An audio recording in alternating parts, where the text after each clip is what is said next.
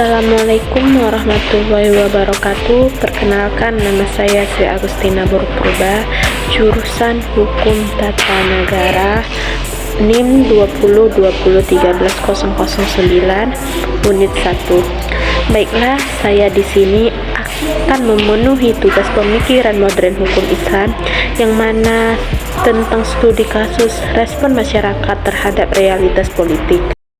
Baiklah, saya di sini akan menjelaskan respon masyarakat Islam terhadap realitas politik. Berbicara mengenai pemikiran politik dalam dunia Islam modern selalu dikaitkan atau setidaknya dimulai dari gerakan imperialisme dan kolonialisme Barat terhadap Islam. Kolonialisme Eropa atas negara Islam mula pertamanya dilakukan bangsa Portugis pada abad ke-16. Posisi antropologis Portugis di Atlantik tambahan lagi pengalamannya dalam arung samudera menjadi bangsa Portugis sebagai bangsa pelaut yang tangguh dan gagah, berani, bahkan lebih kuat dibandingkan dengan bangsa modern. Berbekal hal tersebut dan ditopang lahirnya nasionalisme bangsa Eropa setelah masa Renaissance, penetrasi terhadap negara Islam disusul beberapa negara Eropa lainnya seperti Spanyol, Prancis, Inggris, dan Belanda. Puncak penetrasi Eropa atas negara Islam pada abad ke-19 dan mencapai kesempurnaannya pada kuartal pertama abad ke-20. Dari sini dapat dipahami bahwa penetrasi bangsa Eropa atas negara-negara Islam dimulai setelah masa Renaissance. Akan tetapi, kita melihat bahwa pada masa Perang Salib, penetrasi dan kolonialisme Eropa telah dimulai ditandai dengan didirikannya kerajaan-kerajaan Latin di beberapa negara Islam. Dilihat dari cepatnya gelombang kolonialisme dan imperialisme Eropa atas negara-negara Islam, penting untuk diketahui beberapa faktor yang mendukung terhadap kecepatan laju kolonial tersebut. Setidaknya ada 4 faktor utama yang mendorong ekspansi Eropa atas negara Islam, yaitu adanya Islamofobi di kalangan masyarakat Eropa, khususnya Kristen Katolik, yang mengakibatkan mereka menganggap Islam sebagai ancaman bagi eksistensi negaranya. 2. Adanya historik hostility, permusuhan historik Islam dan Kristen, adanya permasalahan politik dan tumbuhnya kepentingan ekonomi demi pembangunan dan kepentingan industrialis di negara-negara Eropa. Realitas kolonialisme dan imperialisme di beberapa negara tersebut ditanggapi umat Islam diantara dengan cara melakukan modernisasi.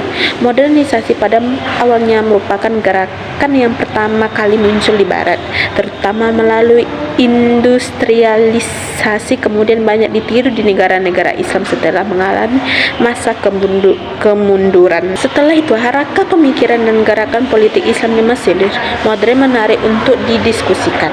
Paling tidak sepanjang studi Islam sekarang ini, tidak hanya karena negara ini menelurkan beberapa pemikiran politik yang terkadang kontroversial, tetapi juga menjadi sentral reaksi ideologis dalam imperialisme dan kolonialisme bangsa Eropa, dengan ulama sebagai legitimator dan legismaker untuk permasalahan agama dan politik. Titik kulminasi harakah pemikiran dan gerakan politik Islam Mesir modern hingga kemerdekaannya, salah satunya terletak pada seorang tokoh bernama Jamal Abdul Al-Nas. Tokoh inilah yang mengantarkan Mesir ke bentuk republiknya dengan konsep politik nasionalisme Arab.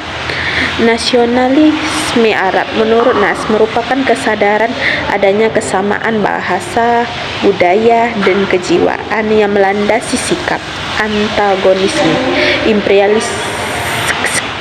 Pun secara umum, nasionalisme pada saat itu belum membentuk integralistik sikap politik yang membentuk wawasan kebangsaan dan interaksi nasional. Jelas arah nasionalisme Arab adalah pada pembentukan masyarakat baru. Pemikiran dan gerakan politik Islam di Mesir secara berkesinambungan dilanjutkan dari satu generasi ke generasi berikutnya. Muhammad Abdul Rashid Ridha dan pada Hasan al-Banna yang mendirikan Al-Ikhwan al-Muslim di Ismailiyah Mesir pada tahun 1928.